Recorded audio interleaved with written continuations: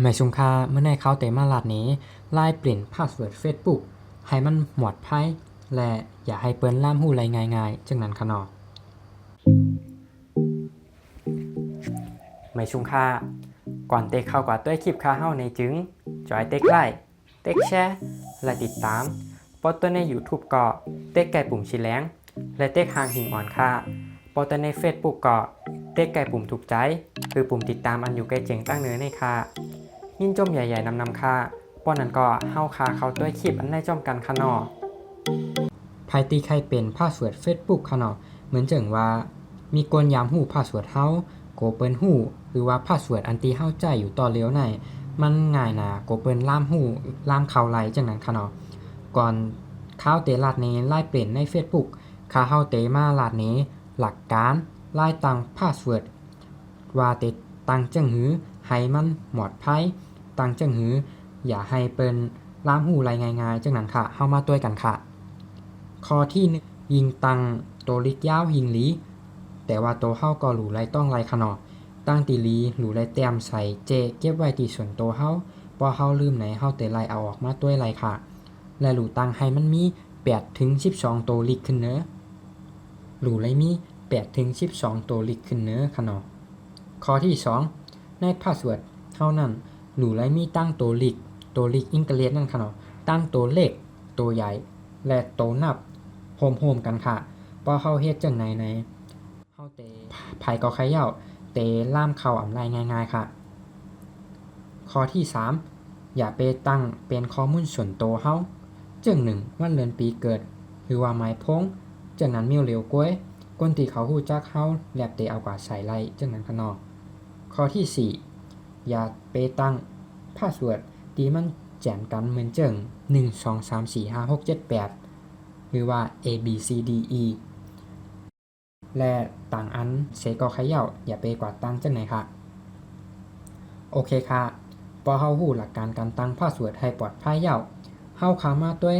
ไล่เปลี่ยนพาสเวิร์ดมันในแอป Facebook กันค่ะเนาะก็ให้เฮาเข้ากว่าในแอปพลิเคชัน Facebook ค่ะเข้ามาแล้วเด็กกว่าไกล3ขีดเจียงตั้งเนื้อในค่ะเลื่อนลงมาหาหัวข้อการตั้งค่าและความเป็นส่วนตัวเข้ากว่าตีหัวข้อการตั้งค่าเข้ามาตีหัวข้อการรักษาความปลอดภัยและการเข้าสู่ระบบมาตัวไกลในค่ะไกลห่างกากช่อในค่ะมันเตะแต่ไม่ว่าเปลี่ยนรหัสผ่านไกลในแล้วค่ะนี่เข้ากว่าค่ะพอเข้ามาไหนเข้าเตะหัน3แถว3ล็อกจังไหนค่ะอันล็อกตั้งเนื้อไหนให้เข้าใส่พาสเวิร์ดที่เข้าใจอยู่ตัวเร็วในค่ะเนาะแทงช่องล็อกตั้งแต่ไหนให้เข้าใส่พาสเวิร์ดใหม่ที่เข้าเตะตั้งนั่นค่ะอันช่องแถวตั้งแต่ไหนมันหรูอะไรเหมือนกันค่ะเนาะโอเคข้าวก็จะใส่ห้างคาค่ะข้าวใส่อันตีใจอยู่ตัวเร็วในยาวก็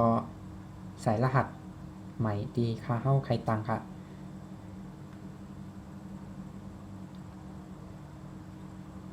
ตั้งช่องแถวตั้งไตใน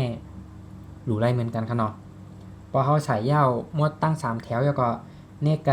ตัวช้อมนะคะอัปเดตรหัสผ่านก็ไปกรรมค่ะ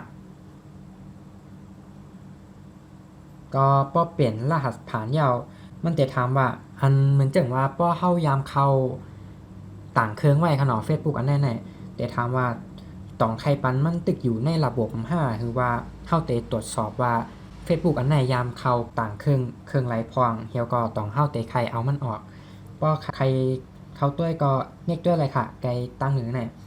เหมือนจังว่าเข้ายามเข้าในคอมว่าเข้ายามเข้าไว้ไกต่างตีจังนั้นค่ะเนาะแต่ว่าข้ามเป็นทางค่ะเข้าเตตึกเขาไว้ปันมันตึกเขาไว้เข้าเตอำรูใช้พาสเวิร์ดมันใหม่ค่ะเนาะก็ยาวก็นี่ก็ไกลปุ่มดำเนินการต่อค่ะC2เนี่ยโอเคจังไหนก็เรียบร้อยแล้วค่ะเฮียวก็อย่าไปลืมพาสเวิร์ดอันที่เฮาตึกตั้งไว้อันเมื่อไกลนั่นค่ะเนาะก็ตั้งตีลีก็เตรียมและเก็บไว้เฉตีหนึ่งค่ะเนาะพอตัวคลิปในเย่าๆก็ไผตีมีข้อสงสัยอำปองใจแก่ไรคือว่าใครให้ค่าเฮาเฮ็ดคลิปอีหังออกมาก็ คอมเมนต์ตรงตักมาเลยค่ะปีๆน้องๆเขาก็จอยเต็กไลค์เต็กแชร์และติดตามปันแห่งใจค่ะอินค่ะเนาะค่ะเฮาก็เตเฮ็ดคลิปรายจ่ายโทรศัพท์รายจ่ายแอปพลิเคชันในโทรศัพท์และลอกไล่แก้ปัญหาต่างๆลง TikTok ค่ะออกค่ะยินจมใหญ่ๆนำๆเยาค่ะไม่ซุงค่ะ